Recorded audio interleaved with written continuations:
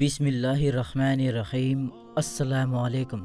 मेरे दोस्तों, रमज़ान का महीना शुरू हो चुका है और रोज़े रखना हर मुसलमान पर फ़र्ज है।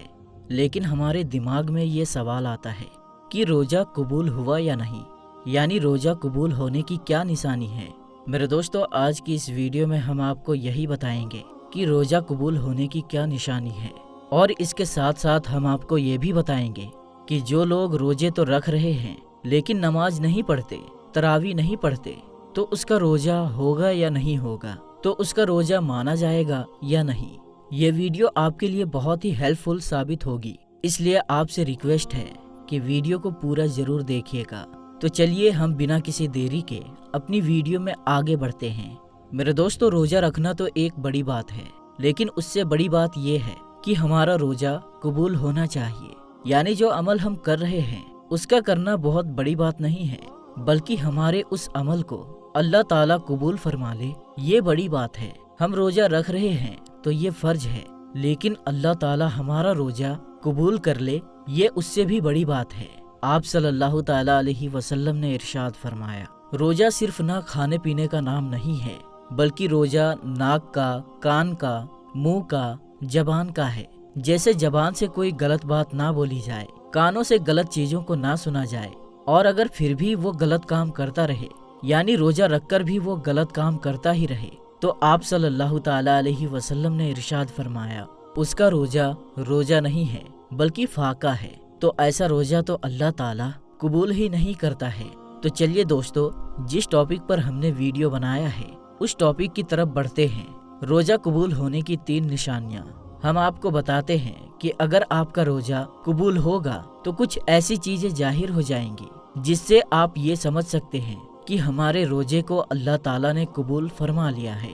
मेरे दोस्तों, जब कोई इंसान रोज़ा रखता है तो फिर वो बहुत सारे एहतियात करता है कि कहीं ऐसा ना हो कि हमारा रोज़ा मकरूह भी हो जाए। रोज़ा मकरूह होने से भी उसको डर लगता है, क्योंकि सबसे पहली बात तो उसने खाना पीना छोड़ दिया है। पान गुटखा खाने वालों ने उन चीज़ों को खाना छोड़ दिया है, तो वो सोच रहा होता है कि ऐसा ना हो कि हमारी छोटी सी गलती की वजह से कि हमारा रोज़ा कहीं बर्बाद ना हो जाए। और ये सोचना भी चाहिए, क्योंकि इसका जो सवाब है, जो क़यामत के दिन जब लोग आएंगे अपने आमाल लेकर, कोई नमाज लेकर आ रहा है, कोई रोज़ा लेकर आ रहा है, कोई ज़कात लेकर आ रहा है, कोई हज लेकर आ रहा है, अल्लाह ताला के जो फरिश्ते होंगे वो उनको अजर इनाम देना शुरू करेंगे। नमाजी को उसका इनाम मिल जाएगा, सदका देने वाले को उसका सिला मिल जाएगा, हज करने वाले को फरिश्ते उसका बदला और इनाम दे देंगे। फिर अब बारी आएगी रोजेदार की, तो फरिश्ते कहेंगे, मौला ये रोजेदार है जिन्होंने तेरे लिए रोजा रखा था,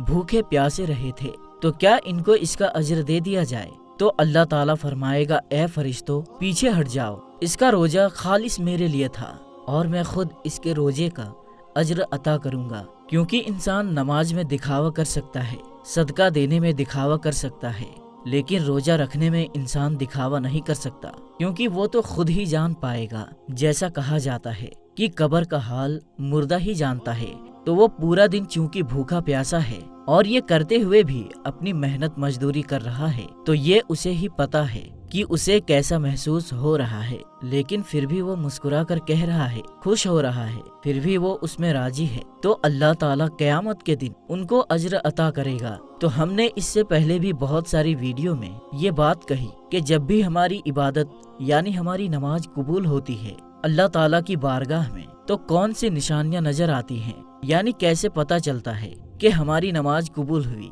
जैसे अगर आपने नमाज पढ़ी, मसलन आपने फजर की नमाज पढ़ी, फजर की नमाज पढ़ने के बाद आपने जोहर की नमाज भी पढ़ ली, यानी आपको जोहर पढ़ने की तौफीक मिल गई, तो इस बात की निशानी है कि आपकी फजर की नमाज को अल्लाह ताला ने कबूल फरमा लिया। तो ऐसा क्यों कहा? क्योंकि आपके दरवाजे से ना जाने कितने लोग गुजरते होंगे, तो आप क्या किसी को घर के अंदर बुलाते हैं? नहीं ना, यानी आप जिनसे मोहब्बत करते हैं, जो अपने खास हैं, उनको बुलाते हैं। अगर कोई एक बार आपके घर आ गया और आपको अगर उसका आना बहुत अच्छा लगा, तो आप उसे फिर से इनवाइट करेंगे, फिर से बुलाएंगे कि भाई आ जाओ, थोड़ी देर बैठ लो, हम बातें करते हैं, गुफ्तगू करते हैं। यानी जब किसी इंसान का आपको कोई काम अच्छा लगता है या उसका रवैया अच्छा लगता है, तो आप उसे बार बार अपने पास बैठाना चाहते हैं। اس سے باتیں کرنا چاہتے ہیں۔ اسی طرح سے جب اللہ تعالیٰ کسی کی نماز کو قبول فرما لیتا ہے تو پھر اگلی نماز کی اس کو توفیق عطا فرما دیتا ہے،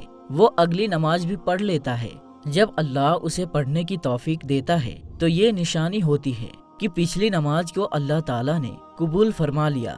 اور اگر ہمیں نماز پڑھنے کا وقت نہیں مل رہا ہے تو ہم یہ نہ سوچیں کہ ہمیں وقت نہیں ملا اس لیے ہم نے نماز نہیں پڑھی، بلکہ یہ سوچا کریں کہ ہم کتنے بڑے گنہگار ہیں کہ اللہ تعالیٰ نے ہمیں اپنے سامنے کھڑا کرنا بھی پسند نہ کیا۔ اسی طرح سے اگر ہم نے ایک روزہ رکھا اس کے بعد ہم نے اگلا روزہ بھی رکھ لیا تو یہ اس بات کی نشانی ہوگی کہ ہمارے پچھلے روزے کو اللہ تعالیٰ نے قبول فرما لیا۔ لیکن اس کا مطلب یہ نہیں کہ آپ روزہ رکھ کر بھی غلط کام کر رہے ہیں، جھگڑا کر رہے ہیں، گالی گلوچ کر رہے ہیں، جو نہیں دیکھنا چاہیے وہ دیکھ رہے ہیں، جو نہیں سننا چاہیے وہ سن رہے ہیں، یعنی وہ سارے کام آپ کر رہے ہیں جو روزہ رکھ کر جن سے اللہ تعالیٰ نے روکا ہے، اور پھر آپ اپنے ہٹ کرمی میں روزہ رکھ رہے ہیں۔ ہمیں تو روزہ رکھنا ہے، ہمیں تو پیاس لگتی نہیں ہے۔ تو میرے دوستو، اگر آپ کو پیاس لگتی نہیں ہے اور آپ روزہ رکھ رہے ہیں تو پھر آپ کے روزہ رکھنے کا کیا مطلب ہے؟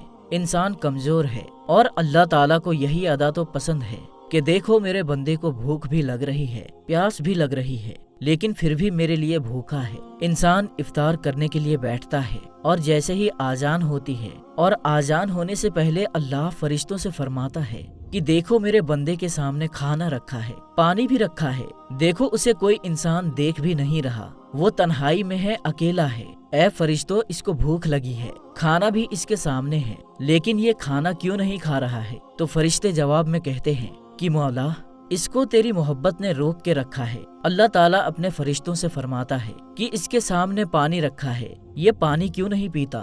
تو فرشتے فرماتے ہیں کہ اے مولا، اسے تیرے ڈر اور خوف نے روک کے رکھا ہے۔ تو اللہ تعالیٰ ایسے روزے دار کو دیکھ کر خوش ہوتا ہے، اور جیسے ہی آذان ہوتی ہے تو انسان کھانا شروع کر دیتا ہے۔ تو اللہ فرماتا ہے دیکھو میں نے اجازت دے دی تو کس طریقے سے کھانا کھا رہا ہے۔ یہ ادا اللہ تعالیٰ کو بہت پسند ہوتی ہے۔ تو کسی انسان کا روزہ اللہ تعالیٰ قبول فرما لیتا ہے تو اس کو ذہنی سکون ملتا ہے، دل میں تقویت حاصل ہوتی ہے، اگلے روزے کی توفیق ملتی ہے۔ لوگ یہ سوچتے ہیں کہ روزہ رکھ کے کمزور ہو گئے، لیکن ایسا نہیں ہے۔ جب انسان کا روزہ اللہ تعالیٰ اپنی بارگاہ میں قبول کرتا ہے، قبول فرما لیتا ہے، تو اس انسان کے اندر ایک اندرونی طاقت اس کو ملتی ہے۔ اگر اوپر سے وہ دکھ رہا ہوگا کہ کمزور ہے، لیکن اندر سے اسے ایک طاقت اور قوت ملتی ہے، وہ بندہ خود محسوس کرنے لگتا ہے۔ یہ روزے کا کمال ہے، اس لیے روزے کو ہرگز مس نہ کریں۔ آپ صلی اللہ تعالیٰ علیہ وسلم نے ارشاد فرمایا، جس نے ایک روزہ بغیر بیماری یا بغیر مجبوری کے چھوڑ دیا تو پھر ساری زندگی بھر بھی اگر وہ روزے رکھے تو اس کا پورا حق ادا نہیں ہو سکتا۔ آپ صلی اللہ تعالیٰ علیہ وسلم نے فرمایا کہ روزے دار قیامت کے دن عرش کے سائے کے نیچے کھاتا پیتا مسکراتا ہوگا، بے روزے دار حساب کتاب میں مبتلا ہوگا۔ میرے دوستو، اگر کوئی شخص ایسا ہے جو رمضان المبارک کے روزے تو رکھ رہا ہے لیکن رمضان المبارک میں وہ نماز نہیں پڑھ رہا، اسی طرح رمضان المبارک میں جو تراویح 20 رکعت ادا کی جاتی ہے وہ بھی نہیں پڑھ رہا، تو اس کا روزہ مانا جائے گا یا نہیں؟ یہ سوال اکثر لوگوں کے دماغ میں آتا رہتا ہے۔